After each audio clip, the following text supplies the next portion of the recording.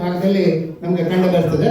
ಇನ್ನು ನೆರೆ ಹಾವಳಿ, ಈ ನೆರೆ ಹಾವಳಿ ಸಂದರ್ಭದಲ್ಲಿ ನದಿಗಳಿಂದ ಮತ್ತೆ ನಮ್ಮ ವಿಭಾಗದಲ್ಲಿ ನಮ್ಮ ಮಂಗಳೂರು ಕಡೆ ಇರೋದ್ರಿಂದ ಸಮುದ್ರದ ಅಲೆಗಳಿಂದಲೂ ಕೂಡ ಈ ಒಂದು ಸಮುದ್ರ ಕೊರೆತ ಕಂಡು ಬರೋದನ್ನ ನಾವು ನೋಡ್ತಾ ಇದ್ದೇವೆ. ಇದು ಕೂಡ ಒಂದು ಸಮಸ್ಯೆ.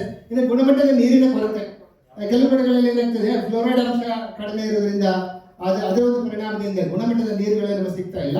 ಮತ್ತೆ ನಮ್ಮ ವಿಭಾಗದಲ್ಲಿ ನದಿಗಳಿರೋದ್ರಿಂದ ಆ ನದಿಗಳ ಅಕ್ಕಪಕ್ಕದ ಪ್ರದೇಶಗಳಿಗೆ ಏನಾಗ್ತದೆ, ಕಾರ್ಖಾನೆಗಳಿಗೂ ಇದೆ. ಆ ಕಾರ್ಖಾನೆಗಳು ತ್ಯಾಜ್ಯ ನೀರನ್ನ ಬಿಡ್ತಾ ಇದೆ. ಅದರಿಂದಲೂ ಕೂಡ ನೀರು ಗುಣಮಟ್ಟದ ನೀರು ಸಿಗುವುದಿಲ್ಲ. ಇನ್ನು ಅಂತರ್ಜಲ ಮಟ್ಟ ಕುಸಿತ, ಇದು ಕೃಷಿಗಾಗಿ ನಾವು ಬೋರ್ವೆಲ್ ಕೊಡ್ತಾ ಇದ್ದೀವಿ. ಇದು ಕೂಡ ಒಂದು ಮುಖ್ಯ ಸಮಸ್ಯೆ ಆಗಿದೆ. ಇನ್ನು ತ್ಯಾಜ್ಯ ನಿರ್ವಹಣೆಯೂ ಕೂಡ ಒಂದು ಸಮಸ್ಯೆ. ಮುಂದಿನ ದಿನಗಳಲ್ಲಿ ಇದು ಒಂದು ಜಾಗತಿಕ ಸಮಸ್ಯೆ ಆಗಲು ಹಾಕಬಹುದು. ಯಾಕಂದ್ರೆ ಅದರಲ್ಲಿ ತ್ಯಾಜ್ಯದಲ್ಲಿ ಘನತ್ಯಾಜ್ಯ ನಿರ್ವಹಣೆ, ದ್ರವ ತ್ಯಾಜ್ಯ ನಿರ್ವಹಣೆ ಅದನ್ನು ನೋಡ್ತಾ ಇದ್ದೀವಿ.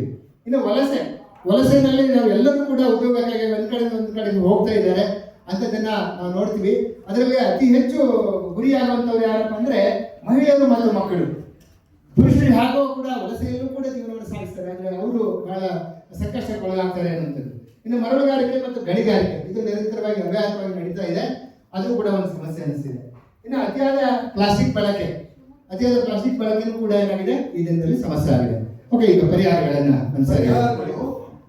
ಮೊದಲನೇದಾಗಿ ಬೆಂಕಿಯ ನಿರ್ವಹಣೆ. ಫಾರೆಸ್ಟ್ ನವರದ್ದು ಫೈರ್ ಲೈನ್ ಅನ್ನ ಅವರು ಪ್ರತಿ ವರ್ಷ ಬೇಸಿಗೆಯಲ್ಲಿ ಮಾಡಿದ್ರೆ ಅರ್ಧ ಕೆಲಸ ಕಡಿಮೆ ಆಗುತ್ತೆ. ಮತ್ತೆ ಫಾರೆಸ್ಟ್ ಏರಿಯಾ ಸೈಡ್ ನಲ್ಲಿ ಇರುವ ಕಮ್ಯುನಿಟಿಗಳನ್ನ ನಾವು ಹೆಚ್ಚು ಅವೇರ್ನೆಸ್ ಕ್ರಿಯೇಟ್ ಮಾಡಿದ್ರೆ ಫೈರ್ ಇದನ್ನ ಕಂಟ್ರೋಲ್ ಮಾಡಬಹುದು ನಾವು.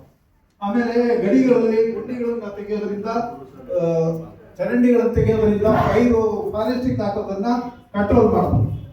ಇನ್ನು ನದಿ ಹಿನ್ನೀರಿನ ಜನರಿಗೆ ಮಳೆಗಾಲದಲ್ಲಿ ನೆರೆ ಕುರಿತು ಸಾಕಷ್ಟು ತಿಳುವಳಿಕೆಗಳನ್ನ ಅರಿವನ್ನ ಮೂಡಿಸಿದ್ರೆ ನೆರೆ ಹಾವಳಿಯಿಂದ ಆಗುವ ಎಫೆಕ್ಟ್ ಅನ್ನ ಕಡಿಮೆ ಮಾಡಿಕೊಳ್ಳೋಕೆ ಸಾಧ್ಯ ಇದೆ. ನದಿ ಪಾತ್ರದ ದಂಡೆಯಲ್ಲಿ ಗಿಡ ಮರಗಳನ್ನ ಹೆಚ್ಚು ಬೆಳೆಸೋದ್ರಿಂದ ಶಿಲ್ಟ್ಗಳು ಜಮೀನಿಗೆ ಬಂದು ಬೀಳೋದನ್ನ ನಾವು ಕಡಿಮೆ ಮಾಡಬಹುದು. ಮಣ್ಣಿನ ಕೊರತವನ್ನ ಸವಕಳಿಯನ್ನ ತಪ್ಪಿಸಬಹುದು.